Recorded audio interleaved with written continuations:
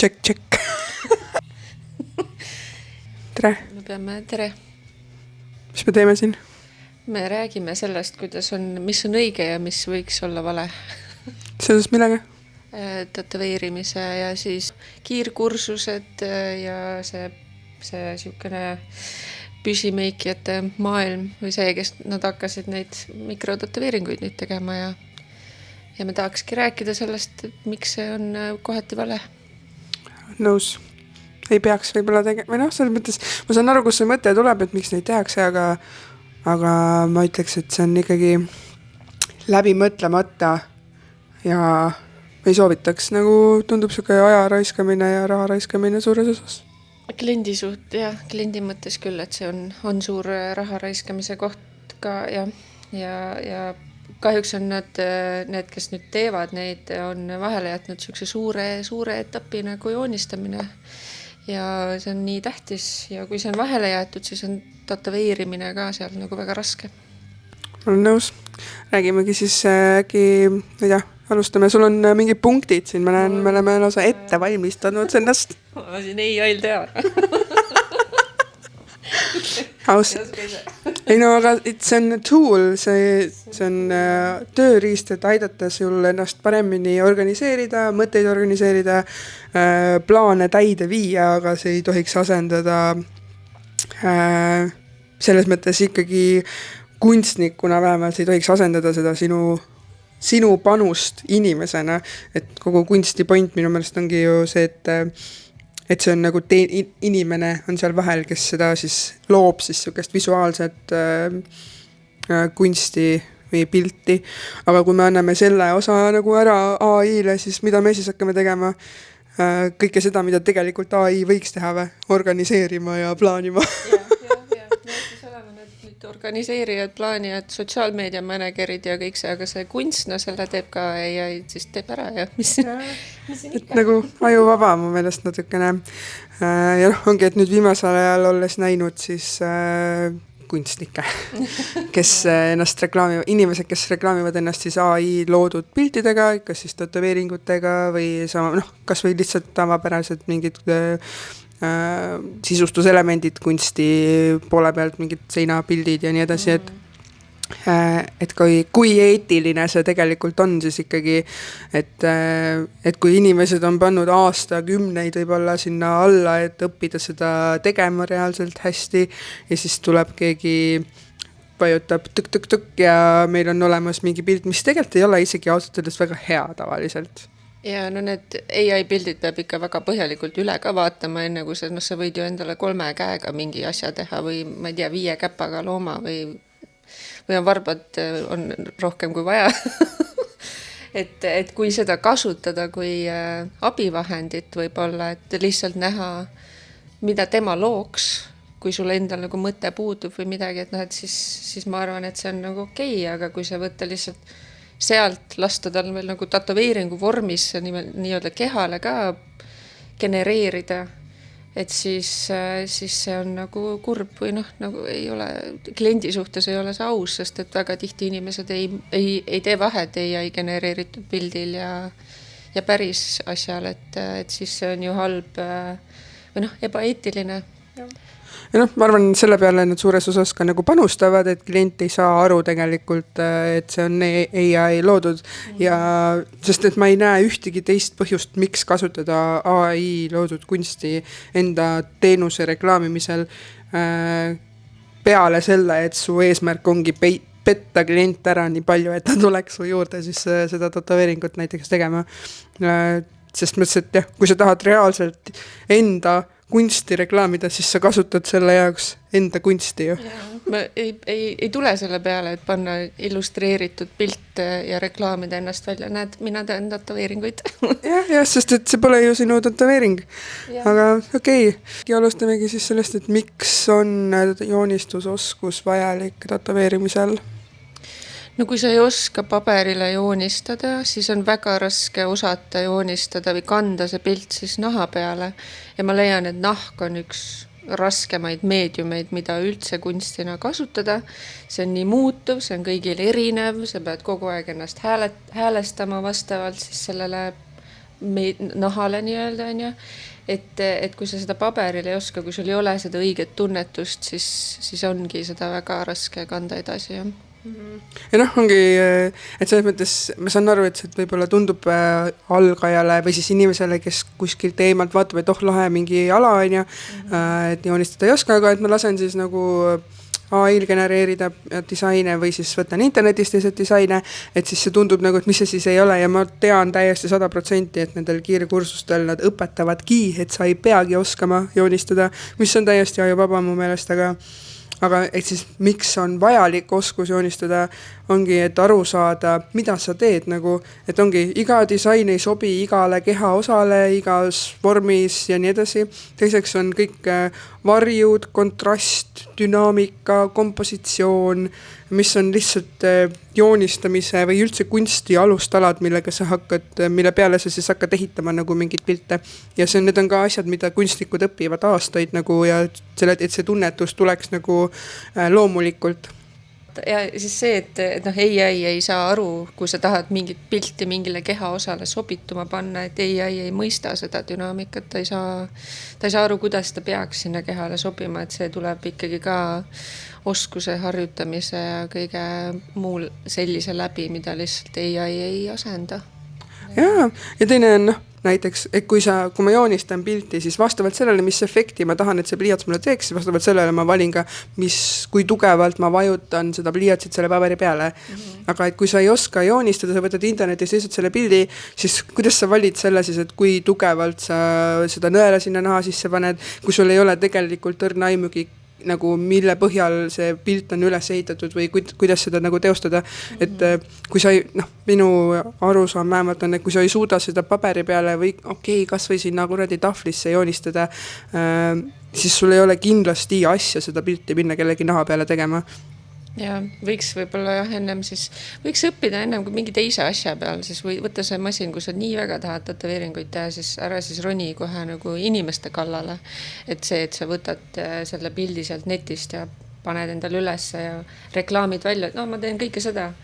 Kas sa siis ikkagi kas sa siis ikkagi suudad seda kõike teha või mitte, et harjutage natuke rohkem, võib-olla on see sõnum ka, et täpselt, et selles mõttes, kui keegi nagu tõesti tahab tätoveerida, jumala eest tegelikult tätoveerimismaastik minu meelest on väga nagu sõbralik, ikka väga abivalmid, vastuvõtlikud, mis ajab inimesed närvi, ongi siuke egoistlikkus seal juures võib-olla, et keegi, kes tegelikult ei tea isegi asjast midagi, käitub nagu ta oleks maailma naba ja kõige parem kõiges, mis lihtsalt ei vasta tõele nagu ja selles mõttes sülitab põhimõtteliselt näkku kõigile, kes on siin, ma ei tea, 10, 20, 30 aastat teinud seda.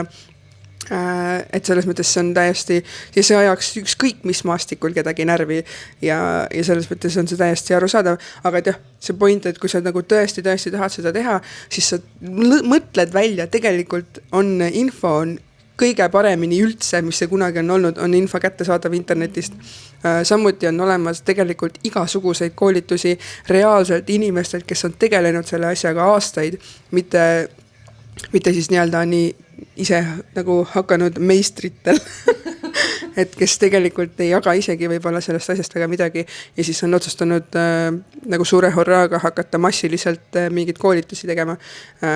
Et täiesti, ma ise jälgin päris mitut maailma tasandil nagu tätoveerijad, kes teevadki koolitusi nagu, et selles mõttes muidugi kõige alustuseks on vaja baasteadmisi saada, mis võib-olla kuidagi on põhjendatud need mingid koolitused, aga selles mõttes jällegi nii palju, kui ma olen kuulnud, siis isegi need baasteadmiseid tegelikult sa otseselt ei saa sealt koolituselt, et nad lihtsalt viskavad sulle mingi kuradi Pinteresti disainid kätte, ütlevad, et sa joonistada ei olegi vaja üldse ja hakkame siin tegema, fine line on kõige lihtsam asi üldse maailmas ja palun väga saadavad su välja, ütlevad, et nüüd sul on see sertifikaat ja mine ava oma stuudio või siis selles mõttes mitte ükski tätoveerija ei võta sind tõsiselt, mitte ükski stuudio ei võta sind tõsiselt, kui sa lööd selle tunnistuse või sertifikaadi nii-öelda letti, sest et me võime sulle ise siin neid 10 tükki välja printida nagu. 3 päevaga ei saa sa seda tunnetust ikkagi niimoodi kätte, kui kui see, et sa lähed ja vaatad kedagi, kes teeb seda tööd ja jälgid, mida ta teeb. Minul ei olnud mentorit ja selles mõttes oli ikkagi oluliselt raskem üldse sellesse maastikku nagu sisse tulla. Kuigi ilmselt ma tulin väga heal ajal, sest et siis oli seda konkurentsi väga palju vähem. Aga samamoodi infot ei olnud mitte kuskilt saada. YouTube alles hakkasid ilmuma mingisugused videod selle kohta. Aga noh, seal oligi see eelis siis, et mul nagu joonistusoskus ja selline osa juba oli mingil määral olemas. Et siis selle võrra lihtsam oli seda teha ja ma ei ütle, et mina ei oleks kunagi copy-pastinud, kui ma olen alguses alustasin, siis ma ka copy-pastisin, ma ei osanud kõiki asju teha, aga justkui nagu tätoveerides kind of oskasin, aga noh, selles mõttes ma täna ei paneks kokku neid alguse töid praeguste töödega kohe kindlasti, aga kui õnnestub, siis mentor ja noh, ja praegu on nagu see ka, et on soovitud tulla õpilaseks ka minu juurde. Aga siis ma ütlen, et noh, et aga ole hea, et joonista mulle 2 mingit lehte, mingisuguseid, kas või siis American traditional stiilis, kavandi vormis pildikesi, et ma näeksin, kui palju sa oskad või palju sa nagu tahad siis osata. Ja siis ta kaob ära ja siis ta läheb hoopis mingisuguse selle sama siis BMU või noh, püsimeikija juurde, kes on ka hakanud mingit tätoveeringut tegema, läheb tema juurde õppima hoopis. Ja siis tekib sellest mingisugune surnud ring õpetajatest, kes ise ei oska mitte midagi ja need õppijad ei õpi mitte midagi. Et kõik tahavad nagu kiiresti lihtsalt kõike kätte saada, aga see on üks ala, mida sa ei saa niimoodi kiiresti lihtsalt. Ma olen 12 aastat teinud, ma ikka veel õpin asju nagu tehnikaid ja kõike kogu aeg. Ja, et kui sa selles mõttes kui sa lõpetad õppimise, siis sa oledki failinud juba minu meelest. Ja nagu minul ei olnud ka mentoritega midagi ja too aeg, kui mina alustasin siis nii-öelda üldse selle maastiku ja ala uurimisega, siis ei olnud samuti ka väga mingit infot internetis, et ma guugeldasin, mul oli üks suur küsimus, mis mul oli, et kui palju see nõel peab sealt selle kuradi ümbrise seest välja käima siis ja kui palju see nõel peab ikkagi seal naha sees käima ja ma otsisin nagu segane ja ei olnud kuskil seda infot ja siis kuskilt lõpuks ometi ma siis leidsin enam-vähem, et nagu esiteks käib välja nii palju kui umbes tunned, et võiks olla, et endal on hea teha ja et naha sisse maksimaalselt 2 millimeetrit olenevalt siis kus kohas sa oled, mõnes kohas vähem. Aga jah, et seda infot ei olnud niimoodi saadaval ja tänapäeval on tõmba TikTok lahti, seal on, paned otsingusse how to tattoo ja kuradi terve maa ja ilm on, mine õpi lihtsalt. Aga see on jah, et kõik tahavad hästi kiiresti saada, et keegi ei ole ja minu meelest see on nagu üks märk sellest, et sa ei ole tegelikult huvitatud sellest alast nagu, et sa pigem oled, mõtled, et kiirelt papid kokku ja tõmbad tuld siis, kui enam ei vitsi aga nagu samal ajal see on küll üks ala minu meelest, kus sa ei tohiks seda teha, kui see sind tegelikult üldse ei huvita nagu, et see ei ole kindlasti see koht, kus mingid suuri rahasid omale kokku ajada ja sest et sa lähed permanentselt kellelegi naha peale midagi joonistama, et nagu ma ei tea, mul ei oleks südant lihtsalt hakata sodima nagu mingi tuimalt raha pärast kedagi, et see on ikkagi väga nagu intiimne ja personaalne kogemus inimese jaoks, kes seda tatoveeringut saab ja trust me, iga inimene, kes oma esimese tatoveeringu tegi, ta mäletab seda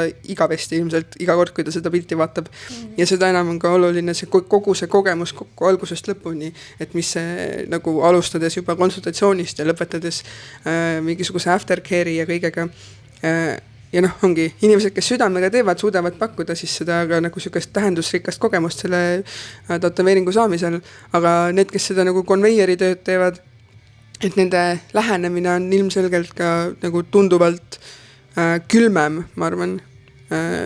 Nad ei panusta ju ise selle kavandi loomisesse nagu üldse oma aega ja energiat, mitte midagi, kuna ongi see joonistuse osa on nagu vahele jäänud, siis nad võtavadki lihtsalt netist, et et inimene võib tahta ju väga tähendusrikast pilti endale, aga sellel ei ole mitte mingis personaalsust enam taga, sest see on lihtsalt mingi netipilt, kellelgi on täpselt samasugune, et kurb on ju vaat siuke täiesti sisutühi pilt läraki peale, saan oma 30 € kätte ja olen õnnelik nagu järgmine. jah, siuke hingetu nagu vibe on ja, et need Pinterestist võetud pildid ja nii edasi, et inimene, kes esiteks ei oska joonistada ja teiseks ei oska ka tatoveerida, aga tatoveerib, ta ei suuda ka selles mõttes öelda kliendile, et mingi idee on ebarealistlik ja tänu sellele jälle tehakse halb töö, inimene on õnnetu ja selles mõttes ei ole üldse tore tunne, kui sul on keha peal midagi permanentset, mida sa reaalselt vihkad ja iga päev pead vahtima nagu, et jälle see on nagu mingi kohusetunne ja vastutus kogu selle tätoveerimise töö juures, mida ei tohiks kergekäeliselt nagu võtta.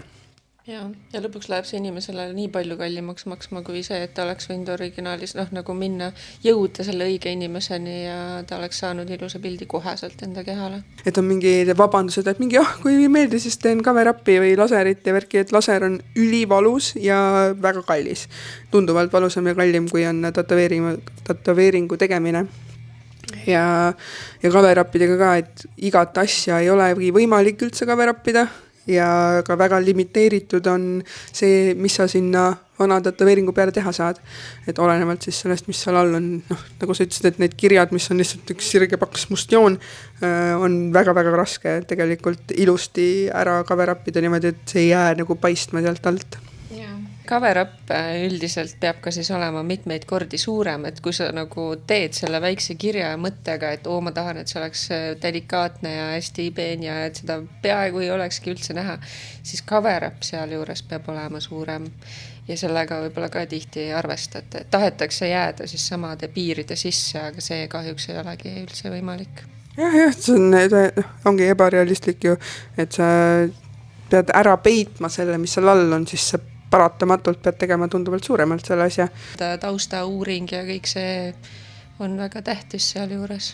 Ja see on jälle nagu ma enne vist mainisin ka, et see on hästi vastutusrikas töö, et sa pead oskama hinnata iseenda oskusi ja seal juures ka kliendi vajadusi, et ongi kui mis ma tegin hiljuti postituse ka ja nagu artikli kirjutasin siis nii-öelda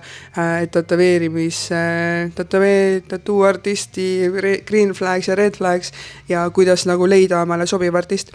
Et täiesti normaalne on nii, nagu sa ei saa kõikide maailma inimestega läbi, sa ei saa ka kõikide tätoveerijatega ei läbi või ei klapi nagu. Et seal on esiteks on see, sa ei taha istuda ka inimesega kuradi ma 4-5 tundi koos siin, kui see tegelikult ei vaibi üldse temaga ju.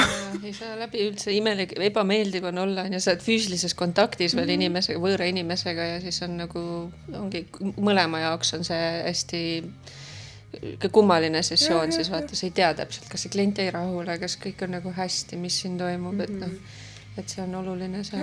Et seal tulebki, et see pead ikkagi tegema mingit taustatööd ka enne, kui sa lähed kuhugi tätoveerima, mitte siis minema lihtsalt selle peale, et 30 eurot, super, saan terve sliivi sellega. Et tegelikult see on nagu hardcore, suur red flag, palun ärge minge, nagu palun ärge tehke. Et see on täiesti 150%, sa tuled sealt ära ja oled õnnetu selle üle, mis sa sinna tegid. Ja ongi jah, et tätoveerijad on üldiselt kõik väga sõbralikud ja toredad ja väga vastutulelikud. Mul on jälle üks klient on, et me teeme nagu chest piece'i ja teemegi mingi 2-3 tundi korraga lihtsalt sellepärast, et tema jaoks on see kõige vastuvõetavam ja optimaalsem rahaliselt, et tal ei olegi võimalik käia mul siin mitu kuud järjest istuda pool päeva ära ja see on täiesti okei. Minu soov on teha see tätoveering ja teha see niimoodi, et inimene on rahul, ta on õnnelik, tal on hea olla, tal on mugav, tal on turvaline. Ja kuidas iganes me selle saavutame, siis see on meie omavaheline siis nagu ongi suhtlus ja kokkulepe ja tätoveering peakski olema ikkagi siis artisti ja kliendi vaheline koostöö minu meelest. Muidugi. Ja ongi, vahel on ka see, kui ongi mingi muudatused või midagi, siis näiteks klient tuleb mingi hoopis parema mõtte peale, kui ma ise oleks üldse kunagi mõelnud vaata ja siis mõtled, vau, tõesti ja nii proovime, et nii on nagu äge. Et sellised nagu igast muudatuste ja asjade ja kavandi planeerimine ja kuidas te kehale sobib ja kõik see ongi suur koostöö. Jah, et selles mõttes, ega me ei taha ka tunda, et me oleme nagu lihtsalt mingid printerid siin, et me oleme tegelikult ikkagi inimesed ja me tahaksime ka tunda, et meid koheldakse inimesena ja kui sina tuled tätoveerija juurde austusega, siis tätoveerija suhtub ka sinusse austusega. Et selles mõttes me oleme hästi palju näinud ka siukseid nagu üleolevaid ka kliente, sest nagu ikka inimesi on igast erinevaid, on olemas üleolevaid tätoveerijaid, on ka üleolevaid kliente ja siis ka see on tavaliselt ikkagi siuke ebameeldiv kogemus, et tunned nagu, et sind kuidagi koheldakse, nagu sa ei teaks, mida sa teed, kui sa oled mingi 15-10 aastat teinud seda, aga sa ei tea, mida sa teed. Mis sa ikka aega võtta, pool tundi lebotee ära. Ja siis me rääksime põlme sõrmetataveeringutest ka, et mis need tagurpidi tataveeringud on üks põhiasi, mille pärast kliendid tavaliselt võivad meiega vaidlema hakata, ja siis on need sõrmetataveeringud, et me ei ütle sulle, et me ei taha neid teha, vaid me ütleme, et see ei ole hea mõte neid teha, sest et need ei püsi lihtsalt, et sõrme pealmised, need tavaliselt võivad püsida küll isegi, aga ka siis on neid võib-olla vaja mitu korda üle teha, aga need sõrme küljed, need ei püsi mitte kunagi mitte kuskil, ja siis ongi, et mul on näide endal siin, ma näitan kõikidele oma klientidele, et siin oli kunagi kirjas good vibes ja nüüd on siin lihtsalt kärbs ja sitt.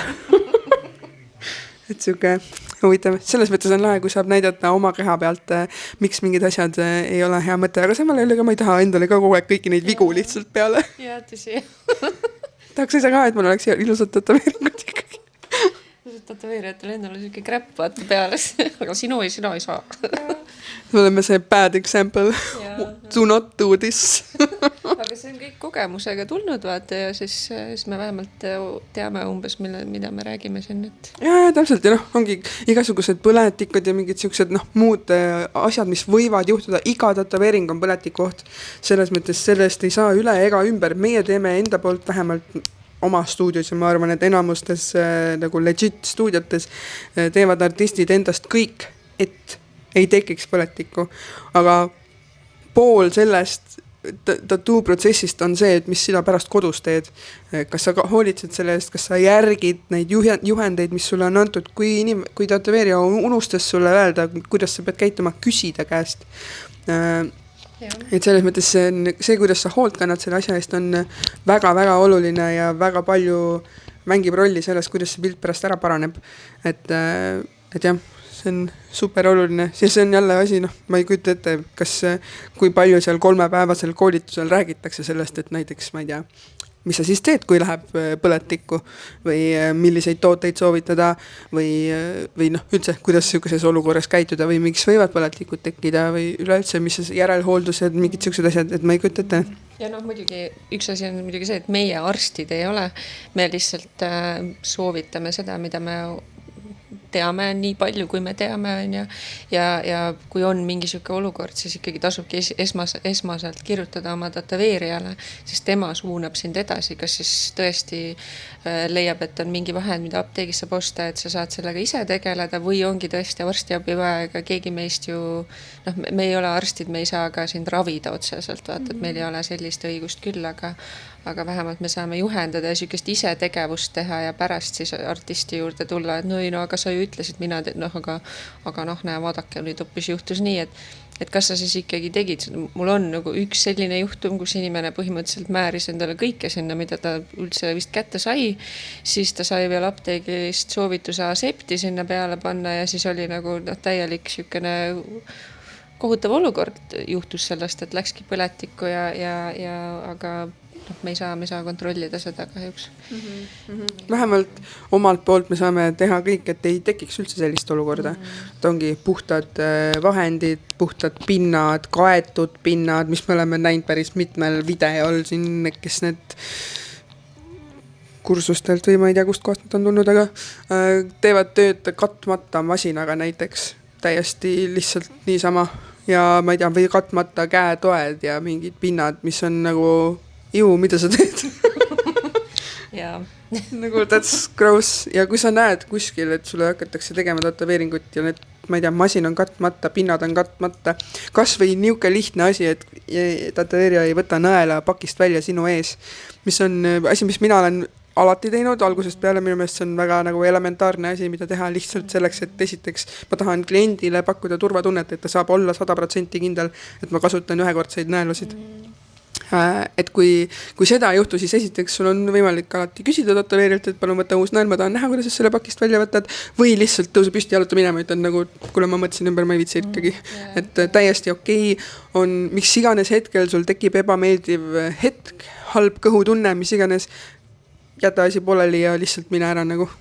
Ja see on normaalne, sa ju kaitsed ise ennast sellega ja risk ongi suur, sellel alal on risk väga suur.